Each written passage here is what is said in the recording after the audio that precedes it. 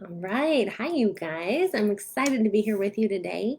We are going to talk about a book I just read that was so good. It is not out yet. It comes out, let me see, October 19th. So this is a teaser, but you can pre-order it now, I think. Anyways, this book is called The Gap and the Gain. It is by Dr. Benjamin Hardy. I'm a big fan of his. I'm in his coaching group right now, which is why I got early access to that book.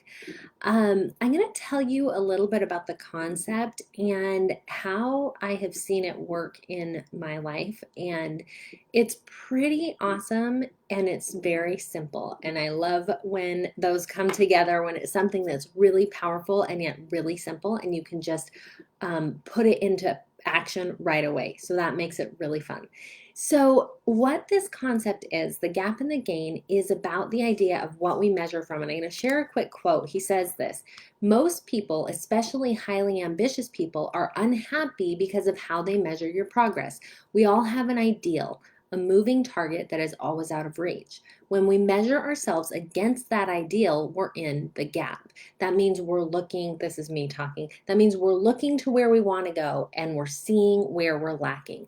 However, when we measure ourselves against our present selves, we're in the gain. So, meaning when we measure where we started from to where we are now, we're in the gain. So, I'm going to share some experiences of how to see this work practically. I have a son who wanted to do football. And so we decided to put him in football.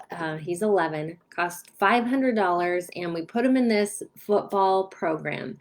And he started with early outs twice a week. He's going to practice 2 hours, 2 nights a week, and really just like putting his energy and effort into it. It was a lot for him. It was a lot for me, to be quite honest, but he's doing it. And he goes through the summer. I think that was like 3 or 4 weeks that they did that. And then it came time to be on their team and get their uniform, which is really fun. And so he did that. And then he started going to practice. Now, practice is every night for 2 hours a night. Um, and he went for the first couple of nights. I think he only went for 3 nights and he was hating it. And he was like, I really hate this. I don't want to go back. And we really tried to talk to him like, okay, we don't want to quit. Like, give it a chance. Go until your first game. Like, let's really stick this out. And he was convinced that this was over. And so this was a hard thing as a parent. We paid money. Like I said, we want this for him. He said he wanted it. Do you let your child quit? At this point, he really wasn't giving us much of a choice. It would have been dragging him to the field. He said, I know I don't want to do this. This is not for me. I'm not doing it. And so we finally came to the conclusion, my husband and I, like, okay, if that's his choice, that's his choice. Now, I will say, my husband especially, maybe me a little bit too, we're really hoping he would still change his mind. We're like, okay, but we kind of hoped that he would change his mind and we're just kind of letting it rest for the night. Well, I came upstairs and I was in the middle of reading The Gap and the Gain, and I thought, what is the gain here? What has he already gotten out of it? Because we're thinking about the ideal, right?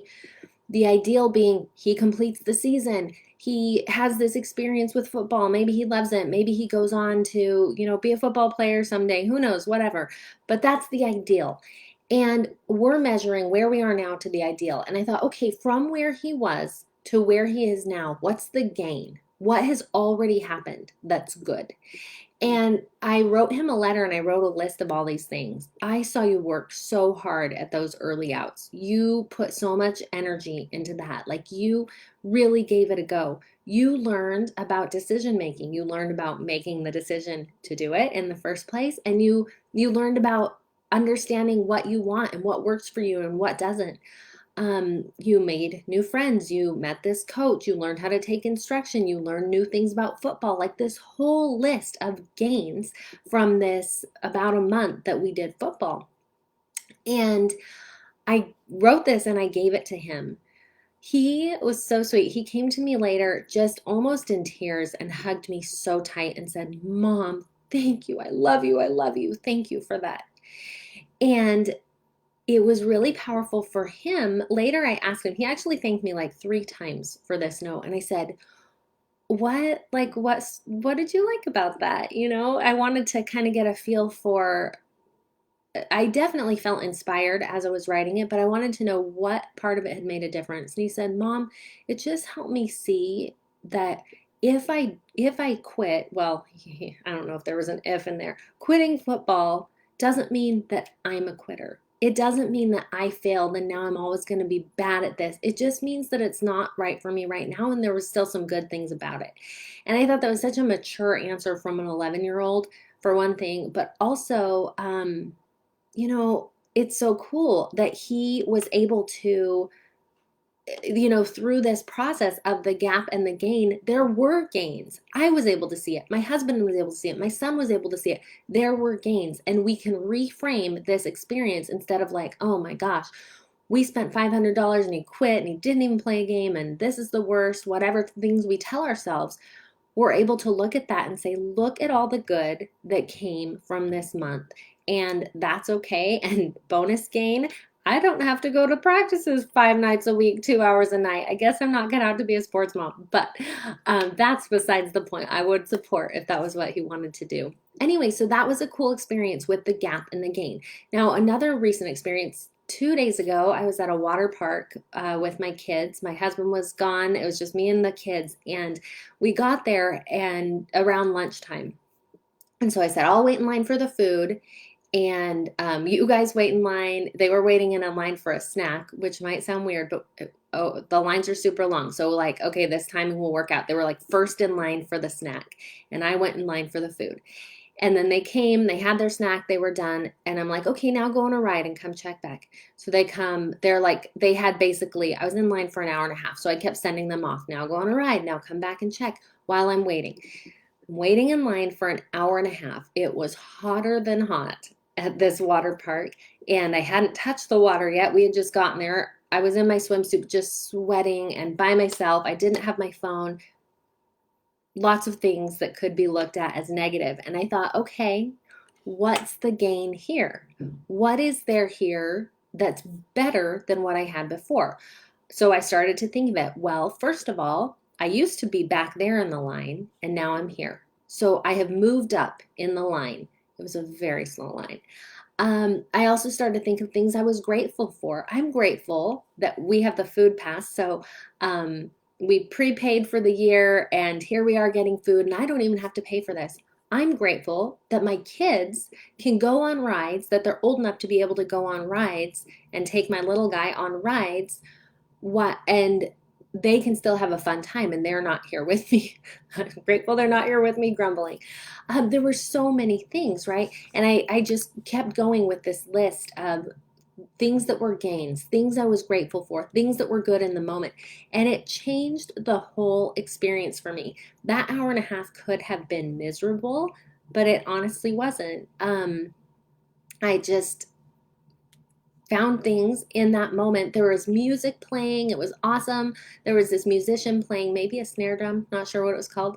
And listening to that music and eavesdropping on the people's conversations in front of and behind me and just really being present in the moment. And it ended up to be amazing.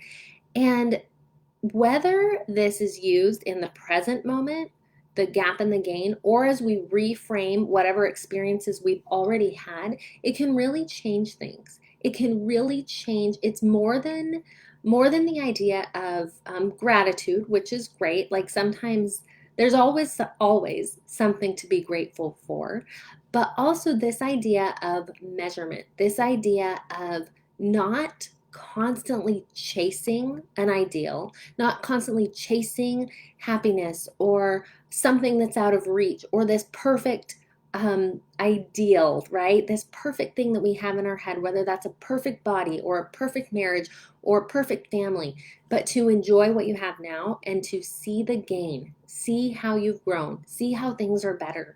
And it's a powerful, powerful concept that you can start right now, today.